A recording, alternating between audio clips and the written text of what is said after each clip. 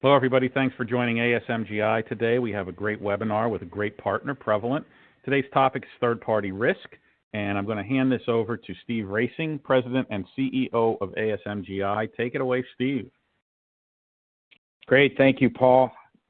Thank you, everyone, for sharing some of your time with us today. We have a great topic, as Paul said, certainly a relevant topic. We're going to talk about business and supply chain resilience, particularly as it's related to third-party risk. I can't think of a topic really that's more relevant right now, with everyone really concerned about all of the third parties and vendors in their supply chain and just all of the disruption globally that's taken place as a result of that. So very excited to be here today, and certainly with a topic that I think can be helpful to so many people and hopefully top of mind to everyone who joined us today. So I'm Steve Racing, President and CEO of ASMGi. We're a full-service, full-stack technology company headquartered in Cleveland, Ohio. We do a lot of governance, risk, and compliance work, quite honestly, and particularly as it relates to third-party risk, and we work very closely with Brenda and the team at Prevalent. So I'm joined today by Brenda Ferraro, Vice President of Third-Party Risk at Prevalent. Thank you so much, Brenda, for being here with us today to share your wisdom. Thanks. Thank you for having me. It's a pleasure. So Brenda, I don't want to embarrass you, but I do want to mention I think that you've been the recipient of a couple of awards actually in the past couple of days, and one particular I wanted to just call out and acknowledge you for. But the top 25 women leaders in cybersecurity, what a great honor, and congratulations for that, and thank you again for being here. That's to have this level of thought leadership on a webinar is just fantastic. Thank you. Thank you. Having the ability to be on a list of 24 other females, especially in an industry that's very male-dominant, has been an interesting journey for me, but I am really, really pleased that I'm being recognized for it, and I appreciate you bringing that to the attention of the people on the phone. It's a good birthday month for me. It's a great birthday month. Yeah, that's well-deserved, I might add, and again, just really, really excited to have you with us today and to share your wisdom and have your thought leadership on the call. It's just fantastic. So here's what we're going to talk about today. So it's important, I think, that everybody understands what is the impact of business continuity and how do we adjust those plans just based on the possibility even of, some degradation, right, in the supply chain, whether it's a product or a service, you name it. But regional quarantines, it's a very real thing. We've seen this pandemic kind of move around the globe and just really have a disruption on the supply chain of businesses. So we want to help you understand, how do you make adjustments to your business continuity plans? How do you know who's in your third-party ecosystem, right? So that, I think, the discovery piece and just identifying the makeup of your ecosystem of third parties and how critical they are and how you risk rate them and tier them and do all those things. But ultimately, establish where the weak links in your supply chain are, right? So what type of disruptions can really hurt you as a business and those kind of things, and make sure that they get addressed. Cutting costs, identifying where it's best to cut costs. So optimizing the processes that build up your supply chain and certainly your third-party risk program, right? So how do we best optimize those to take cost out for you? Top of mind again for everyone, I think. It's hard to imagine a business that's not impacted some way by the coronavirus pandemic and those kind of things. So learning where we can help create efficiencies in those processes, I think, is key. Addressing the questionnaire fatigue, very real problem in the industry for sure. And, both as a vendor and, as a service provider, like we have third parties that we have to send questionnaires, and we have clients who are sending questionnaires to us. So it's really a double-edged sword, and there's just a lot of inefficiency in the process, and people, I think, just are really figuring out how best to create efficiencies in filling out questionnaires and make sure everybody gets what they need to fully evaluate our position. And then, preparing for this regulatory kind of deluge or heyday that's coming, right? We all know it's coming. COVID is everybody scratching their head saying, hey, what just happened? How are we going to position ourselves to not let this happen and our business not to be disrupted? And there's likely to be some compliance requirements and various different things that we need to address. So any comments on any of this stuff, Brenda, before we dive in? I'm excited. I'm excited to talk about all of them. When I worked at Aetna, which is an insurance company for healthcare, and they said, hey, Brenda, we want you to build the first third-party risk program and integrate procurement and look at how the risk and compliance teams and privacy can use the information, since all of us are going to the third parties and asking them for details so that we can properly assess them. And what was interesting is at the very beginning of that journey, I only could find out about a little bit or a bucket that was, here's how many vendors we need to look at. We're going to go critical. Here's the things that need to be assessed. And quickly I found over a span of 3 to 4 months that we had multiple procurement departments, and we had different criteria that needed to be met when doing assessments. And then having compliance and regulatory requirements come at us for New York DFS at that time, or now GDPR. There's always these different ebbs and flows that we need to figure out how to react. With a pandemic on top of that, and the regulatory requirements that are going to come down the pipeline based on the fact that we're now all working from home, it's going to be interesting how we talk about all of these particular 6 bullet items and how to help the companies who are listening and participating with us on this webinar of the takeaways that you can get started. It's now's the time to really jump and dive into doing third-party risk, third-party, fourth-party, nth-party, and so on, and making it as efficient as possible. So I'm really excited to talk about these items with you today, Steve. Awesome. So I thought I would get us started by just taking a look at, everybody's probably already familiar, IBM and Ponemon. They do this every year, right? So there's a cost of the data breach that comes out every year, and believe it or not, it's actually the total cost of a breach has probably gone down a little bit, but the reality is breaches are occurring at a fast pace, and the number of records that are involved in breaches are increasing at a very fast pace. But anyway, IBM and Ponemon do a study every year on the cost of a data breach, right? And so they've established through this study and through interviews and various different things that the average cost in the U.S. is $3.92 million. So, just think of that as the median. And then in addition to that, some factors that really can increase the total cost of a data breach, or some factors that can decrease the cost of a data breach. So I thought this was interesting for a couple of reasons. One is, 2 reasons in particular, but business continuity management. So in the factors that can lower the cost of a data breach, if you do these things, right, if you just do business continuity management, you have an opportunity to lower your cost of a data breach, $280,000, 7% off the average, right? Just by doing that. Now, that said, business continuity management is not trivial, right? It's a complex topic. It can involve all kinds of different things. We're going to talk a little bit about business resiliency today and just kind of the evolution of business continuity management. But I thought that was interesting that by doing certain things, you have the ability to lower the out-of-pocket costs of what a data breach really are. The other thing that I thought was interesting, if the breach happens by virtue of a third party, which a lot of breaches happen by virtue of a third party, then you can increase the cost, right? This is a factor that increases the cost $370,000 or 9% above that $3.92 million. So very, very interesting items. Now, if you think about, if you do the right things to mitigate or minimize the opportunity for third-party risk to happen, and you have a business continuity and business resiliency plan in place so that you can stay operational in a pandemic or other disruption to your business, that basically you add these 2 numbers together now, right? $650,000 of benefit, 16% on the average cost in the U.S.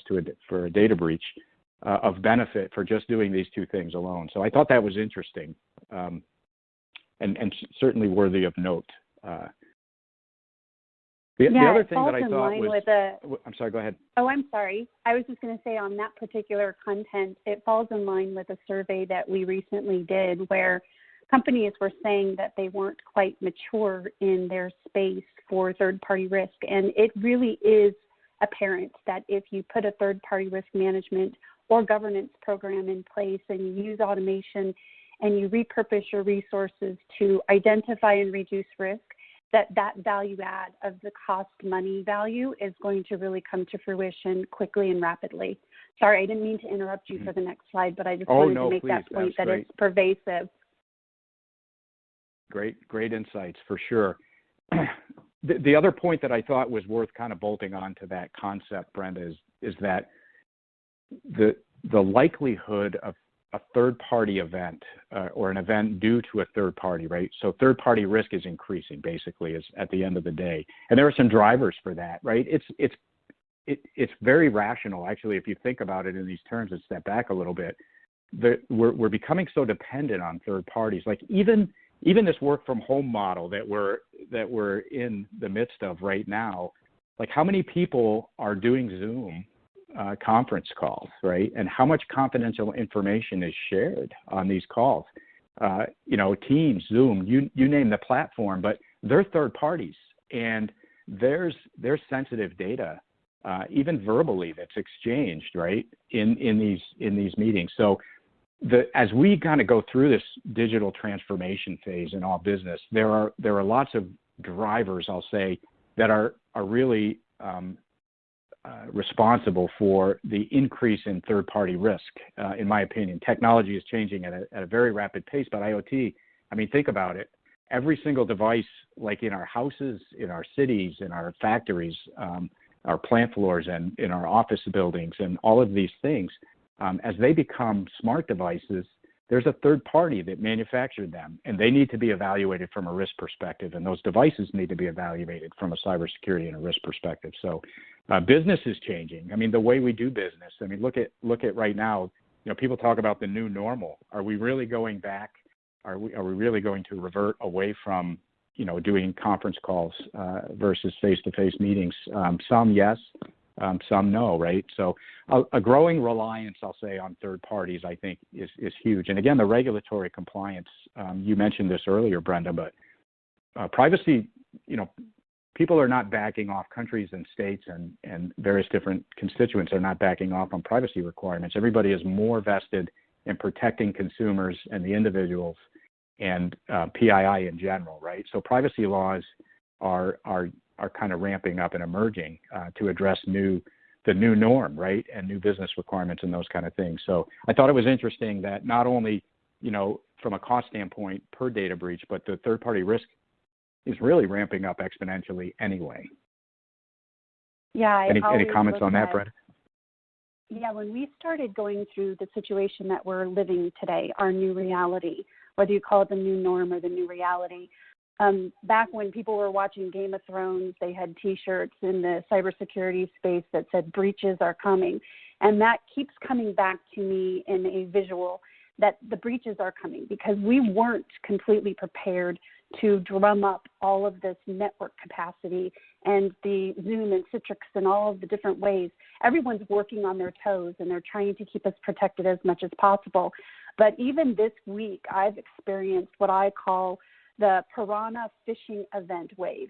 A lot of phishing events are coming in, and we have to make sure that we're telling all of our employees not to click on things because the hackers are taking advantage of. We're all trying to stay alive and survive in business, and now we're getting these attacks from what I call the piranha phishing event wave. So just keep on your toes and be as flexible and agile as possible, and we'll stay ahead of it. Mm-hmm. Mm-hmm. Yep. I think one of the other challenges that people have is really understanding like who or what is a third party, right? So like, for example, working from home, you're on a home-based network connection. Working from the office, you're on an office-based network connection. But that network provider is a third party, right? And so is the hardware provider that's connecting you to that network, and so is the software that's running your email, and so is this, and so is that. And so if you break it down that way, it just, I think it's an eye-opener, right? And we're all sharing sensitive data in that. So it kind of can be overwhelming when you start to think about it like that. And so what we like to talk about at ASMGi is how do you address, that where do you even start, right? This is one of the other things that you mentioned. up front. Like, how do you get started and where do you start? And so one of the things, and I wanted to mention this, this is in every presentation that we do, so I hope it's appreciated, but it certainly applies to third-party risk. A holistic approach to cybersecurity, quite honestly, step back and take a look at what's going on. And holistic, by definition means the whole, right? And so we have a saying at ASMGi that a total solution, right, the whole solution, actually the brand is one team, but a total solution has three components to it. One of them is the program. And, fundamentally, the program defines the business objectives, the high-level kind of strategic things that need, what results did you, what problem are you trying to solve, what results do you, and what do you want to accomplish, right? So, but business objectives are in there, SLAs are in there, what kind of things do you want to solve, what problem do you want to solve, and those kind of things. But technology is a critical component to solving problems in any business. And certainly today, with the amount of data and the amount of risk in this case, and the amount of third parties and those kind of things, leveraging technology in a platform to automate certain tasks, to collect all the data, to help identify and discover and do all those things, it would be impossible to do all of these things manually, right? We can't hire enough people to keep up with the amount of things. So technology is a critical component, no question. And then lastly, the operations. And what we mean by this is it's basically operationalizing the program, right? So build a plan and then purchase technology that is suitable for the plan and then operationalize it. And when I say operations, I mean, like, when I show up to work tomorrow, what is it that I need to do to make sure that we meet the objectives that are outlined in the program? So our point about a total solution is that if any one of these components are missing, it's not a total solution, right? And you're likely not, not getting the returns that you expect on your investment. You're likely not fully adopting. You're likely not, achieving the value that you could from a solution if you truly looked at all three components. What I like about what you have done here as a company is that you've raised the focus from talent, tools, and techniques, or people, process, and technology up a level, because it really does focus on, if you have a program, what's the maturity of that program, and do you need to make improvements to it?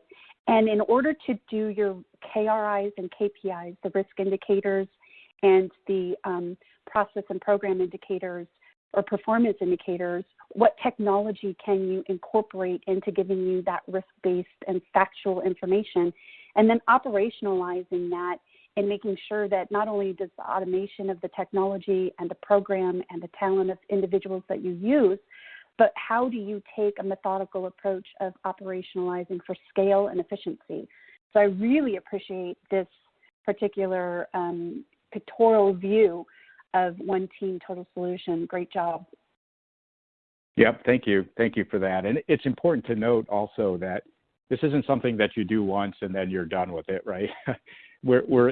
Technology is evolving, solutions are evolving, and so certain components of this might need to be evaluated. Are they still meeting our needs today, right? Maybe they met our needs yesterday, but are they meeting our needs today? And I think it's important that these things get reviewed and evaluated regularly. So with that, we're ready for our first poll. Paul is going to issue a poll, and I think you'll see a pop-up on your screen. But which area presents the biggest challenge for you? The program, the technology, the operations? Are they all challenging? Are none of them challenging? Are you doing all of them well? Help us understand kind of where you're at in that life cycle. Any thoughts, Brenda? What you're seeing in the market or anything? Well, first I'll talk about real live experience. The first thing that happened to me when I started to build a program or even maturing a program was to really take into account using an enterprise approach. So if you have a journey of a 30 to 60 to 90-day plan to get started, but then also a 1 to 2 to 3 year plan to really mature your program, it just depends on how much you are going to need to assess. I found that making it so that you engage the departments that you are going to be sharing information with. So say, for example, if I'm collecting content from a third party to assess them, and I'm identifying risks from a third party cyber and business perspective, There's also company departments that may need it from a privacy perspective. So including them and engaging them in what you're building is going to get you to excel faster in your program. And then technology. I remember I had to look at every piece of technology that was out there. 5 to 6 years ago, there wasn't very many. Now there's over 25 different technology capabilities out there. And so you have to really hone in on whatever technology you're working at, what's giving you the relevant information, that they're not giving you a bunch of noise that you don't need to look at, that everything's important to know, but what needs to be focused on has to be bubbled up to the top. And then scalability, basically being able to have an enterprise approach that's going to help you with the dispositioning of third parties who are not very mature, and either one, helping them become mature and still using their services versus saying, you know what, that's not really a third party that's ready for doing business with us. We're going to go with a different third party. Sometimes we run into a position where there's a central point of failure because there's only one company that does that service because we're doing everything so innovatively. So in those cases, we're going to have to help them mature versus tell them, we can't work with you. So that's the kind of things that I had to go through when I was building my program. And I would say that the one thing that hurt me the most at the very, very beginning was I can't even say the word operations. So I won't say operationalize until I practice it. That I think we could practice it together. I can't say it either. So we have some results from the survey, and I've never. It's changing a little bit. Where are we at from a time standpoint, Paul? I'm not sure exactly. Let's see. I think we're done here. So I think this is the final results here. So go ahead. Can you see them fine, Steve, or do you want me to read them all? I can see it. Yeah, I can see them. So thank you. Yeah, thank you for that. So we were at dead even with B, C, and D, the B, C, and D choices, but the technology, the operations, and the all of the above. So, but then at the last minute it changed. So I'm not sure exactly what happened, but 26.7% said B, the technology is the biggest challenge. 40% said C, operations is the biggest challenge, and 33% and a third percent said D, all of the above are challenging. So we had 0 on the program side and 0 on E. So what do you think, Brenda? Any surprises there, or? No, and it sounds like we all need to kind of talk about operationalize word together and practice that as a function. Yeah, I think so. This is consistent really with what we see across the board on the technology stack is, a lot of people buy the technology and they put the policies and the program and the stuff in place, but getting it done, actually doing it, that's really the hard part. And it's one of the areas that I think that we're helping the most with enterprises today is just really like, how do you get it done, right? And so I always use the metaphor, and vulnerability management is a great example for a lot of different things. But if you think about when vulnerability management really hit the market and people, third parties, service providers, managed security providers would buy a scanner, from one of the most popular tool sets, and then they would put their logo on it and hand it off to the client and say, here you go. Here are your vulnerabilities, go fix them, right? And I always looked at that as, I always thought that was weird, right? It just seemed to me like you just created work for your customer. You didn't really solve anything. And so I think the way I sum it up is, like, people don't need you to tell them what they're doing wrong. And don't get me wrong, sometimes that can be incredibly helpful, but most of the time people already know, right? They just need somebody to do it. and I think that's kind of what we saw here. So why don't you take over on some slides for a little bit, Brenda, and help us understand about business resiliency and how third-party risk fits into that. Would love to, but I'm going to keep it interactive with you. So be ready for me to hand off some questions to you in the middle or at the end of each of these particular topics. Perfect. So okay, great. So business resilience, the way that I see this is everyone's going to have a clear vision on their supply chain universe, and specifically what risks those pose to the company. And in my mind, this is extremely simple. You don't know what you don't know. And if you don't know information that's important for making risk-based decisions, then you're kind of floundering on trying to figure out where to begin. So we have all overused, of course, the Target HVAC breach that we heard about over and over again in the past years. And they were our first victimized third-party breach. And Target as a company was the first company to fall to the media and the public as victim to bring third-party risk management and governance to that more critical forefront. And as soon as that happened, we all as business units drank the Kool-Aid. We began more pointed journeys to improving our programs. So that really resonated when we did the poll just a second ago that told us that, programs aren't really the most important one. We put things in place. We're following regulatory requirements. We know what compliance is. We've done the best to our ability, and it's working okay right now, but everything can be improved. So we all have the desire to at least know who our supply chain is and that universe. And most of them, us, are becoming extra prepared for those upcoming breaches. So when we started to hear the phrase, it isn't a matter of if, it is a matter of when, at all the conferences and webinars and in our blogs and our podcasts, we now know that based on our new reality and having business resilience and business continuity and all the things that correlate to create resiliency within your company, we have to make sure that we're not turning a blind eye to what this current reality is unveiling. We are smart enough to know that if something happens once, it will potentially happen again, maybe not the same, but we might even face climate control situations or any other type of large event that can hit us from the global perspective. So we don't have the luxury of improvement where we crawl and then we walk and then we run when we go into looking at resiliency and preparedness of resiliency. We need to swiftly dust ourselves off, take our lessons learned, and then start embedding rapid improvements into our toolkit for what we're experiencing today and what's happening in the future.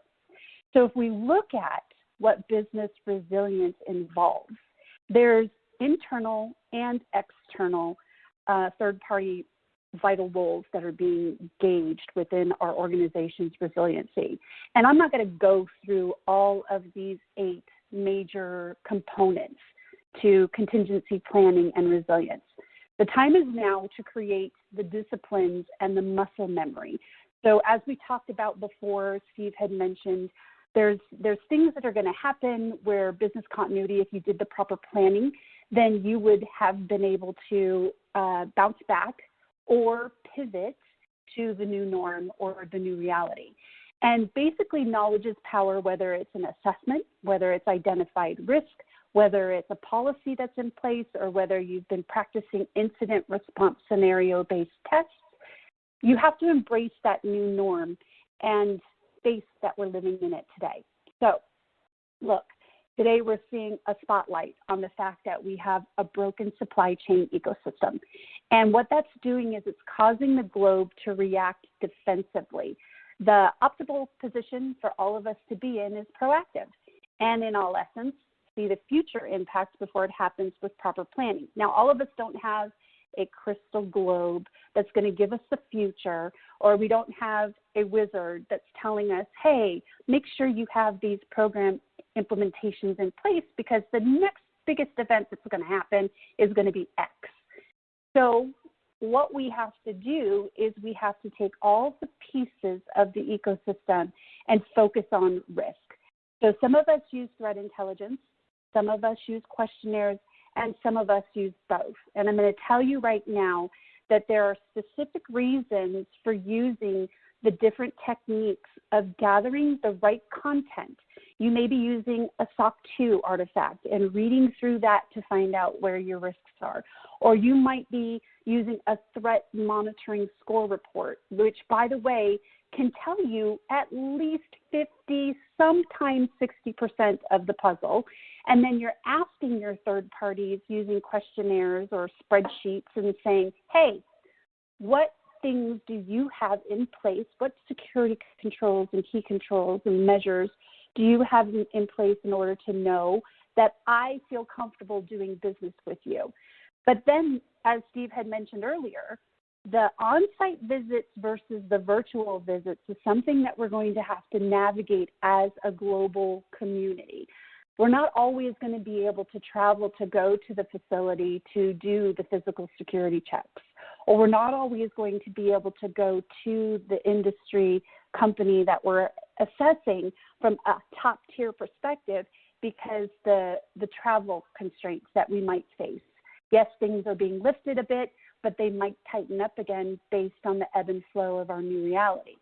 So we all have to figure out what can we do, what can we find out, and how true and trusting is it for us to make our decisions.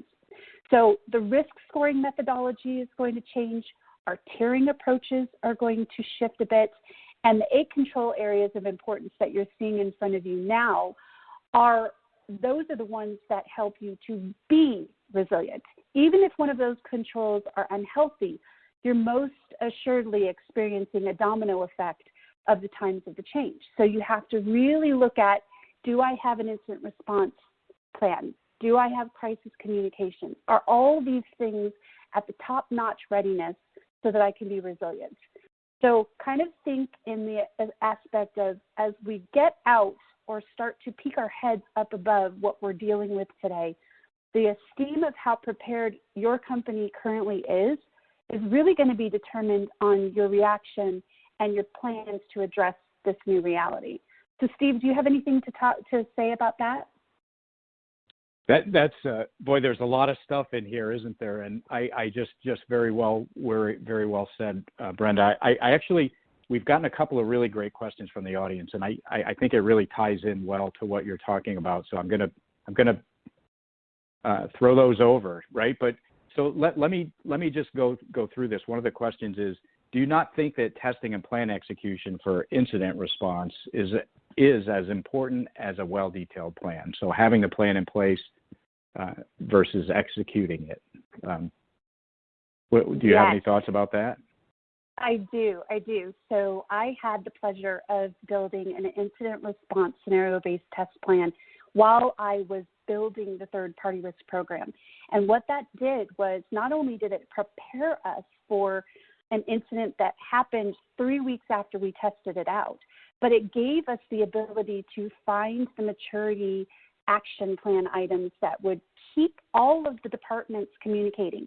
So we found things such as privacy didn't become aware of a breach as soon as they should have. We also found things when we took it to the far extreme of, we didn't have templates for us to tell our community or pull in the FBI at the right time in order to get the CEO on screen to say what was happening. We don't want to end up in a media explosion of whatever company you're working for isn't doing the right thing. So incident response planning and scenario-based tests are one of my favorite things to facilitate, and I'm sure it's one of Steve's companies as well. But it's something that definitely can identify improvements to your program at multitude of levels. And I would recommend doing it quarterly if you can. Yeah, right on. And just a couple of thoughts that I can bolt on to that. One is, this is exactly, I think, what that survey was all about, right? And the point that we're trying to make is that you don't really have a total solution if you don't have both, right? You need to have a detailed plan, there's no question, so that you know what to do. And then you need to execute on that, right? You have to have operations in place in addition to the technology in the center pillar. But if any one of those things are missing, you're incomplete, and it's probably not going to work out really well in the end. The other thing that I would reflect on is that, a lot of times evaluating third-party risk is identifying where those risks are, right? And doing incident response is about what happens when something goes wrong. So you can evaluate a third-party vendor and say, they don't have a lot of risk and something can still go wrong, right? And you can evaluate them and say they do have a lot of risk and never have anything go wrong. But the point is that the incident response plan, it's critical to have that for when something does go wrong. And the point that we always make is that you shouldn't wait until then to to figure out how to respond, right? So I think IR, having an incident response plan is a critical aspect, and practicing, like doing tabletops and doing practice of, the communications, where the document's stored, what are we going to do if this happens, what are we going to do if this happens. Again, if you practice around having a tornado, you're going to have a hurricane, right? You're always going to get caught by something that you didn't particularly or specifically practice for. So the type of event may change, but the nature of the IR plan is the same, right? You're similar, I'll say, not identical, but similar. And so practicing any incident prepares you for something bad to happen. And anyway, that's my thought in general. And we do a lot of that, to your point, and including the tabletop part. I think it's a critical part of having a plan is actually practicing the execution of that and making sure, to your point, to flush out those areas where, hey, wait a second, we didn't really know about that. Even in this COVID crisis, one of the things that we did at ASMGi is we pulled the trigger on our work from home a week before, actually, the state of Ohio did. And the reason we did that was because, we're doing it on our terms, and then we get to figure out, like, what did we not think about, right? We know how to work from home. We're in a knowledge-based industry. But what are the things that we didn't think about, right? Like getting checks deposited to the bank, getting your mail, rotating tapes, doing various different things. Believe it or not, rotating tapes over our customers are rotating tapes a lot, right? So, but it's a real consideration. You don't think about some of the things, the day-to-day things that have to happen in order when an incident occurs. So I think it's a great question and point for sure. There's a really good lead-in, actually, because you kind of brought to my mind where earlier I said we don't have a crystal ball. Well, in lieu of not having a crystal ball, we do have key risk indicators that identify vulnerabilities of your entire portfolio of vendors and third-party organizations and supply chain that interconnects and shows what is going to happen that you can test out. So we begin with knowing the third-party ecosystem. I truly believe that that's what you have to start with. And then you can start evaluating the key risk indicators to foster risk-based decisions. A lot of times companies will build their program only to the moment of they've identified risk. And then it starts to fall off where the risks aren't being monitored to closure or they're not being used to make decisions. And it's basically saying, here's my threat landscape and my risk landscape that's internal to my company for my tolerance, but yet we're not doing anything about it. So we've got to move from assessment to risk management. And you can repurpose your resources to do that with automation. So the challenge is that even though we're looking at the first ring of third parties, of individual companies and engagements that we have, and they're helping us, but don't be surprised if some of those are saying, I can't handle all the work, I've got to get another company to help me. That becomes your fourth party. And then maybe again, they'll say, well, I can't handle all the work either, so I'm going to bring on another company. So you have nth parties that are either handling or hosting or processing your data or providing product pieces. And if you don't understand all of the connections that happen with that, then you are at a loss. So transparency has become really critical to make risk-based decisions. And if you don't know the interconnections of the companies, then really how can you possibly understand the risk of doing business with even the third party that you're contracting with? So if you take a look at this particular slide, there's a spider diagram on the slide in the top middle.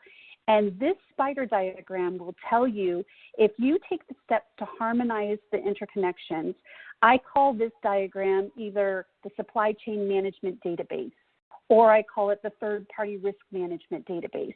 We all have heard of the configuration, the CMDB, but this is more of like the SCMDB or the TPRMDB.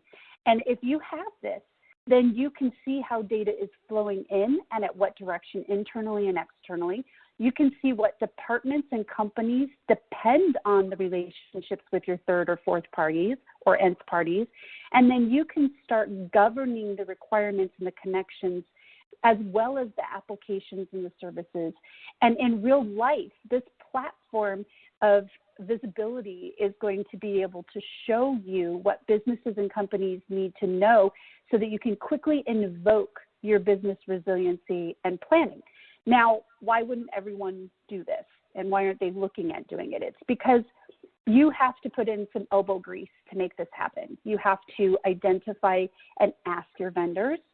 Some people put contracts in place that say you can't use a subcontractor.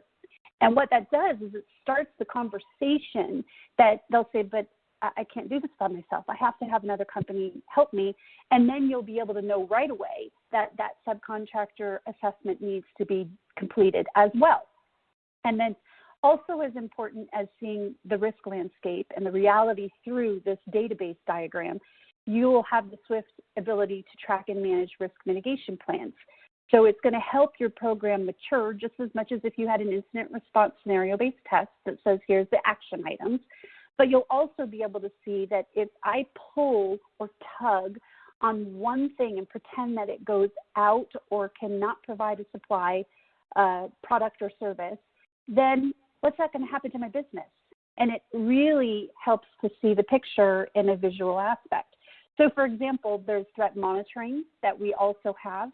And many people are using threat monitoring services in the cyber perspective, but you need to add the business perspective because especially now, as we're going through companies, I love Amazon. I trust Amazon. I gave them leeway when they couldn't deliver things in my prime time. But I also realized that if I wasn't to use Amazon, what would I use differently? Or how would I go about living my life? And information on threat intelligence can be noisy. They can throw threat feeds at you. They can throw all the information that they can scan in the wild and say, okay, here you go. Here's a pretty picture of everything under the sun. Now you figure out how that pertains to your engagement. So you have to make sure that whatever threat intelligence you use, you're able to slice and dice it for relevance. And then that will help you to determine exactly where you need to go with that. So remember, threat intelligence is 50 to maybe 65% of the picture. Questionnaires are important.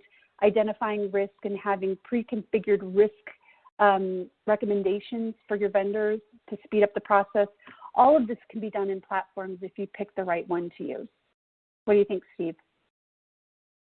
I think it's awesome, and there's a lot of stuff on this slide, so we could probably spend an entire day just talking about this. But what really jumps out, and I just appreciate this dependency mapping. I think you said when you started this segment, Brenda, that you talked about discovery being the first piece, and this across the board, I'll say this is true of no matter what control that you're trying to put in place, right? Just even IT asset management, right? The concept has been around for decades, and but it's generally been an accounting principle, right? But now people are starting to say, and I say now they're starting to say this, right? But this has probably been going on for a decade.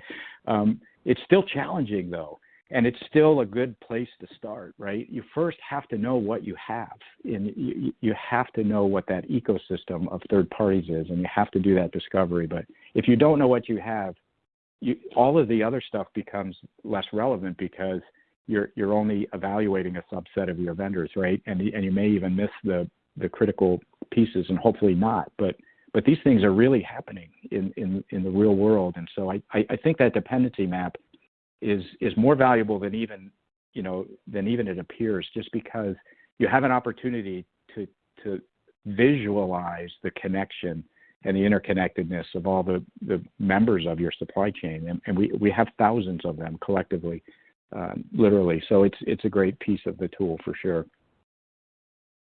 I agree. And the next really important thing is please stop the questionnaire fatigue. Every company is asking the same questions of key controls. Do you have multi-factor authentication? Do you do encryption of transit at rest? All of these different things that we're asking, we're using our own proprietary questionnaires. So to stop the madness, there's a couple different approaches to that. You can use a standardized questionnaire, and then that standardized questionnaire can be filled out once by the third party, and the responses, because they're already completed, can be then presented to your company so that you can bump that up against your risk tolerance and scoring. You don't have to use the risk scoring that's already in a network. You can exchange what is important to you because every company has their own risks and tolerance. And then having that information where, okay, so I'm a vendor or a third party and I'm using 21 companies that are on the phone. I have an engagement with all of you. You're all pretty much telling me I need to fix the same thing. So stop telling me in your own individual way. Let me know exactly what it is that your requirements are, and I'm going to pick the requirements that's the most secure, that's going to fulfill all the requests for me to update my posture for risk based on the fact that this one company says they have a policy and a key control that has to be met in a certain way, and it then will flush through to everyone to tell them, I've remediated it, come check it out, verify that it's the way you want it, and then let's remove that risk and put me into a better security posture with your company. So this is really critical, and it's something that I truly believe in, that I've been preaching as long as I can remember. Use networks, use standards, make sure that you're using a fill out once and share with many approach, and I think we'll go a long way with that. Do you hear the same thing, Steve? Definitely agree. It's a very real thing, and a lot of our customers have, lots of clients who are sending them their own custom version of a questionnaire. It's incredibly cumbersome and just it's in my opinion a very inefficient use of resources, right? But it's two-sided sword, quite honestly, right? So the same people that are sending out custom questionnaires are sending it to hundreds of vendors, right? And so they have to evaluate them when they come back too, right? So there's a lot of efficiencies, I think, that can be gained just in standardization in this aspect. So the other point I think that's worth noting, Brenda, and I know we have to stay conscious of time to get through this material, but the other thing that's worth noting is that in audit scenarios, a lot of times, like particularly as it relates to COVID, right now they're being done remotely when historically they've been done on site. So a lot of times third-party security questionnaires are sent remotely anyway, right? That kind of assessment, collecting data portion of it. But in an audit scenario, there's oftentimes on-site work required, and today they're kind of shifting to a more of a remote model. I'm curious if your thoughts about, how does that go back and how does that really add to the credibility of leveraging a platform to collect data and those kind of things? Yeah, for the love that all is good, please do not send information over email and stop using spreadsheets, because the vulnerabilities in those two items are just too extreme. Having a platform and being able to create an access permissions right for an auditor to go and look at your platform live with whatever you want them to see is going to be key. You don't have to create like a secret room, and you don't have to create a way where you're extracting information out of your platform. You can simply create a access role for the auditor where they have visibility to what they need to look at. And that's really improving the program to a level where you're not having to do extra work to get prepared for an audit. As soon as the auditor says, I need to come and look at your program, I need to see the platform, then you're able to have them set up already with role-based access, with visibility that's appropriate for them without hindering any of your contracts with your NDAs. So I would highly advise looking at that as an opportunity. And real quickly, I'm not going to dive into this because we all know about our regulatory requirements, especially in the insurance field, depending on if you're handling money or you're not. You may be doing business in New York, you may not. You might be doing healthcare insurance, you may not. There's all these different regulatory requirements. So to prepare for the regulators, know your third parties and your nth parties, because they're going to want to know that you're assessing them at the right proper due diligence level. Know your compliance readiness for each of the areas. So take a platform that will, if you collect data and you press a button that says, show me my responses from this third party in a New York DFS view, that it presents it to you to say you are compliant with this third party based on this view. Or I need to see it in a CCPA view. Then you can then bubble up the button and just say, I'm hitting this button, show me the view in CCPA for my privacy organization. That is really key. That way they don't have to translate what is the content we collected and what's important to me in the regulatory requirement that I'm trying to look at it. Of course, reports for KPIs and KRIs, and then make sure that you are looking at your internal and external risk for both business continuity and resilience preparedness. So not too much to dive into this, but there's automations that can happen to help you and take advantage of those when you know that they're available in your platform. So I'll hand it back over to you, Steve. Awesome. Yeah, thank you so much for that. I wanted, and again, I'll try to go pretty quickly through the rest of the material so we can get to some questions. We have a lot of great questions, by the way, but just some key takeaways I wanted to talk through from today and get your insights on, Brenda. But I think that, one of the things we establish is business and supply chain resilience is critical. And, now more than ever, I think everybody is aware of that, quite honestly. But if we just kind of go from there, right, third-party risk management, it's a vital component of the business and supply chain resilience. And there are, I think, to your point, discovery is critically important, understanding who's in your ecosystem, and then just really figuring out how those third parties can impact your business, what are their dependencies, and those kind of things. I think that's critically important as well. And assessing third-party risk is complex, right? It's just, even you look at that dependency map, I mean, there's only a few dots, right? Imagine when you have thousands of vendors and all of them are likely interdependent as you start kind of traversing through your business and those kind of things. So it's a complex thing. It needs to follow a process, and it needs to leverage technology and automation to make it more efficient and those kind of things. And then lastly, for me, from a key takeaway standpoint, a total solution, it does not exist if you don't include the program, the technology, and the operation. So any thoughts on the key takeaways from today, Brenda? Yeah, I agree with all of those. The four main ones that are good for me is operationalize and optimize your program, automation with a platform that gives you choice and flexibility, go to the advisors for industry expertise or become part of a community that will help you to leverage the lessons learned, and then have a 360-degree coverage where you can see all of the different interconnections of your basic tools that you're using, and even your GRC or your IRM tools that may be facilitating enterprise risk up to the executives. So those are the ones that I would also stress and add. Yep. And that I'll close with this, right? This is a quote, I use it all the time for a lot of things, but it's really appropriate here. The best time to plant a tree is 20 years, or was 20 years ago, right? The second best time is right now. And this ties to something that you opened with, Brenda, which I just have a huge appreciation for. Start now. I tell everybody this, it's going to take, if it's going to take, a certain length of time to get some things done, it's going to take that same length of time if you wait 2 years to start. So start now, right? And this, I think it just really, really applies to what we talked about today. Start now. That's, I just think that's a huge takeaway for me to sum everything up. Agreed. So that said, yeah, how do you actually do this, right? So this is, and I will share that one of the things I like to really accomplish whenever I speak to an audience physically or on a webinar is just making sure everybody has something that they can actually do, right? So I wanted to just step through real quick. We have a methodology, and we call it a one-team service. It's really a turnkey approach that includes all three of those pillars.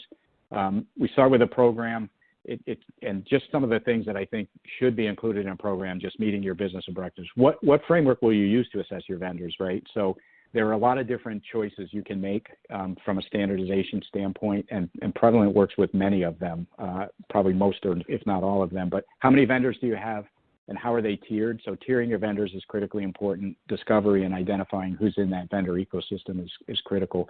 SLAs for vendors in each tier, like how many vendors you can assess this year and next year per year, and those kind of things per vendor. The technology platform, it's critical to keep up with the changing landscape of technology and compliance requirements and all these various different things. Discover, tier, store, and risk rate all the vendors here. If you have a platform that is missing a piece of functionality, it's going to be a weak link in your program.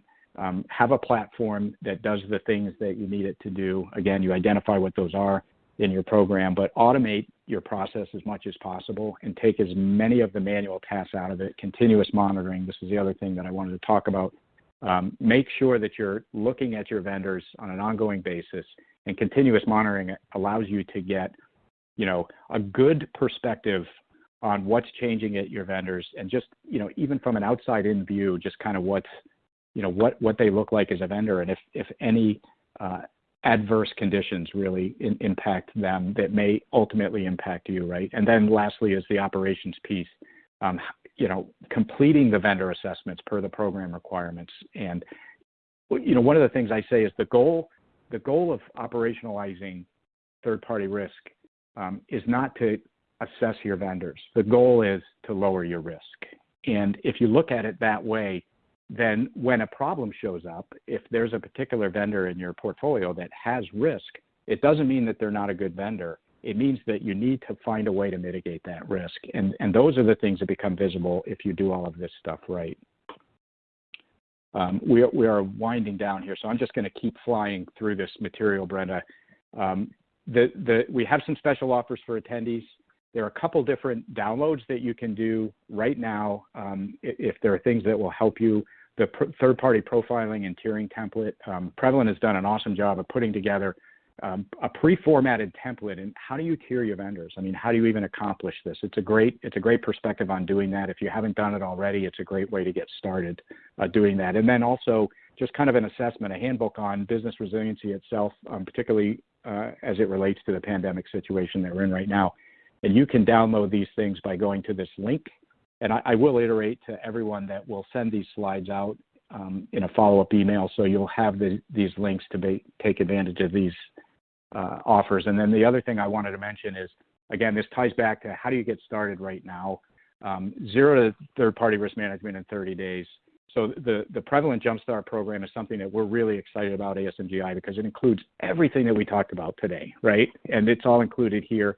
We can help you do this, and the Jumpstart program is a way to, in a very cost-effective way to get started doing third-party risk the right way, get a program in place, get a platform in place, and start actually evaluating vendors. So let's talk about that more if you're interested. You may already be doing third-party risk, and there may be some ways we can help you create efficiencies in doing that. So let's have those conversations and start talking about those things.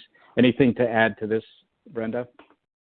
No, I think you're short for time, but thank you for these items are really important for individuals to take a jump on. Yeah, we are very short for time. I'm on the fence about doing another survey, but we had another survey to do. If we can squeeze it in, I think it'll be great. If you want to pop it up real quick, Paul. Yeah, I think if we do it and we just start with questions while people are answering if they're interested to evaluate that's great. Or establish or enhance their program. Yep, we have a ton of questions. So let me hand these off, Brenda, and get your input on them. So one of the questions is, where do you start? Where do you get started? Where do you get a standard questionnaire?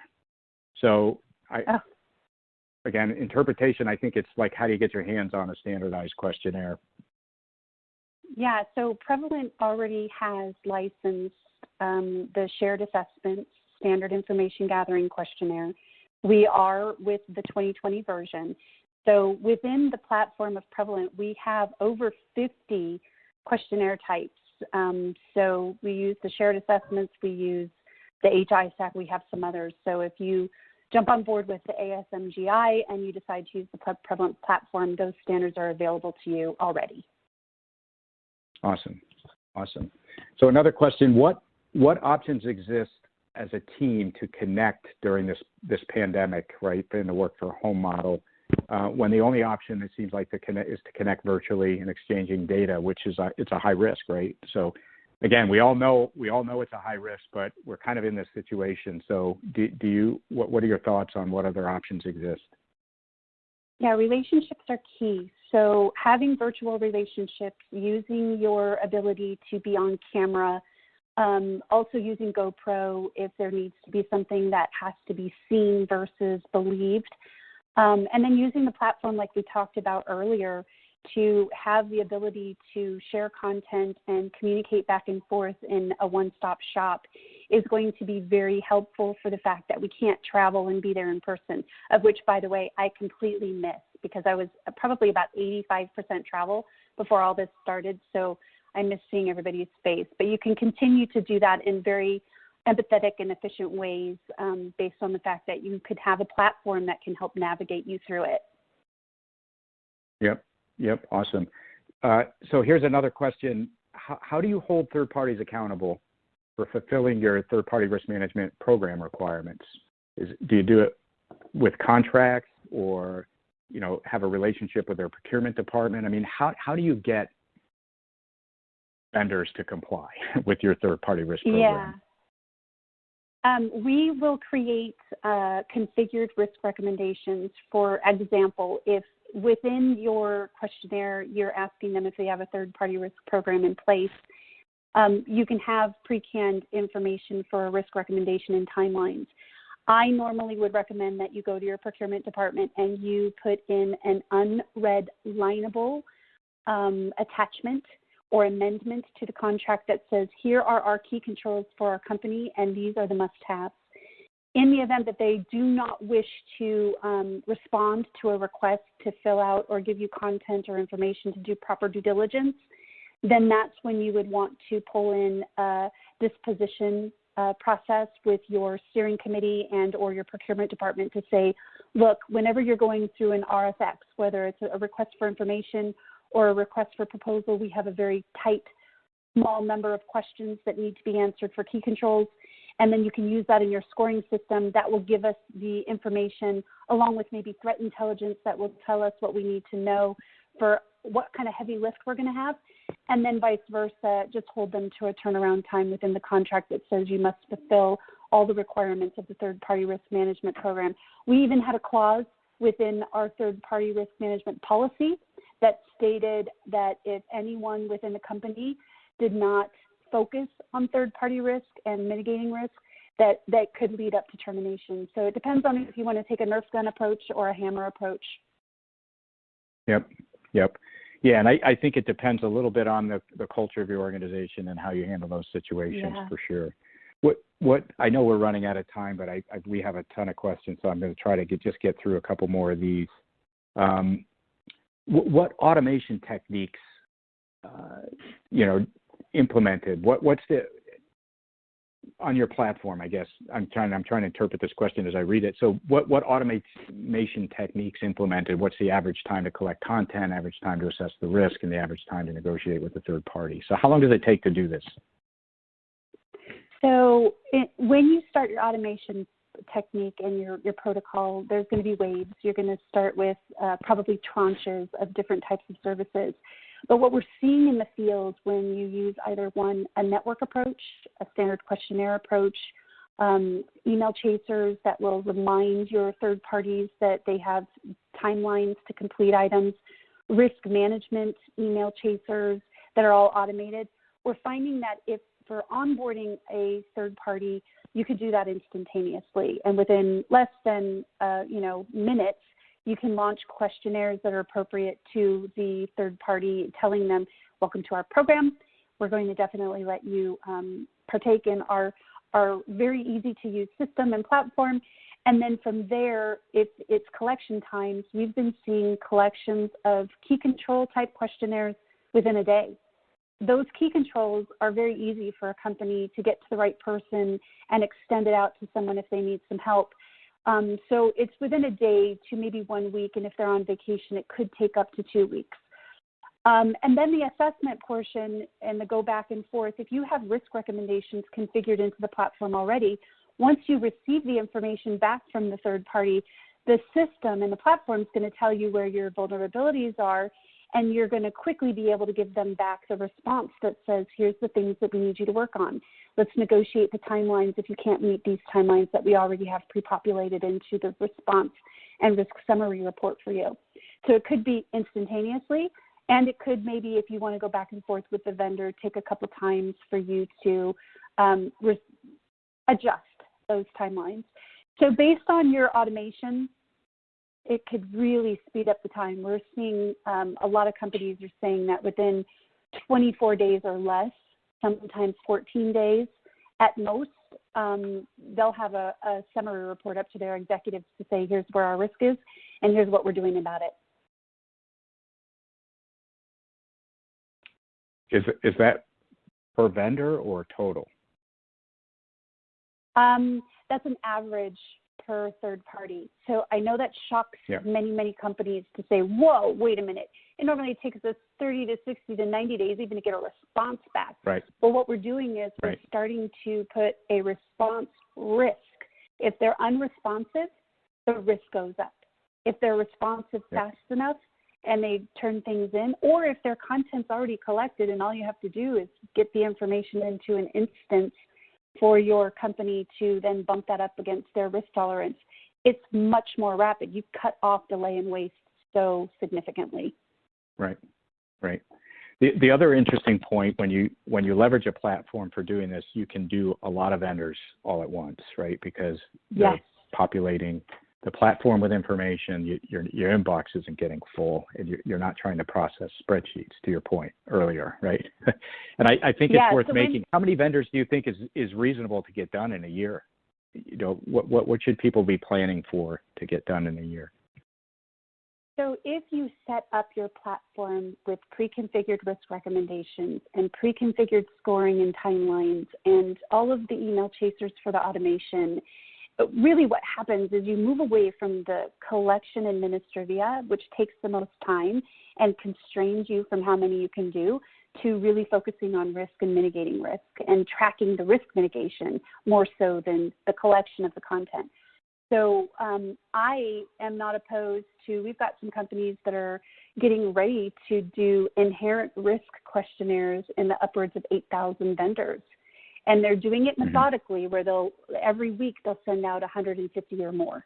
But they're basically saying, look, during this business resiliency situation, I want to be able to do the essentials package where I can send information, not to my internal business unit, because, by the way, they don't always know what type of engagement everyone has. So we're going to go direct to the vendors in a very nice and appropriate way to say, by the way, it's not that we don't know what you're doing, it's that we have a new program in place and we're right-sizing all of our information within our systems. Can you please fill out these 11 or 12 questions? And then that helps to give you tiering, scoping, and inherent risk before you even go and dig deep into your key controls and or any other information that you need. So that I would recommend that you go at whatever pace you are comfortable and ready to run reports and track things. And it doesn't take a big, huge staff, basically, if you have managed services or other support that's helping you to navigate any of the kinks that you might have to go through as you're building your program. Fantastic. So some results on the survey that we just did. It looks like about 54% of the audience is a yes. In the next 12 months, do you plan to evaluate third-party risk vendors in an effort to establish or enhance your program? About 54% yeses, about 23% no, and about 23% I don't know. I'm not sure. So hopefully the material that we presented today has been very helpful. We have a lot of questions that we weren't able to get to. It is 11 past the hour, so we went over. I think the way that we'll proceed is that we'll answer all of the questions in the follow-up email, if everybody's okay with that. I hope so. I really appreciate everybody sticking around for the presentation, and I hope that you got some value out of it. I think it's a very relevant topic. And Brenda, thank you so much for sharing your time with us today and your insights. Thank you. Anytime. This is a passion of mine that I love to talk about and help people with. So I'm more than welcome or happy to do it again if you need to.